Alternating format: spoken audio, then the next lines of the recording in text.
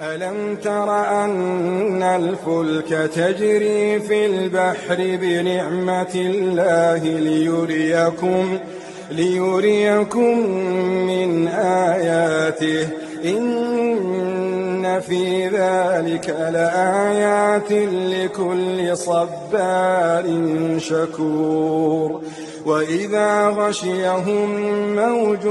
كالظلل دعوا الله مخلصين له الدين فلما نجاهم إلى البر فمنهم مقتصد وما يجحد بآياتنا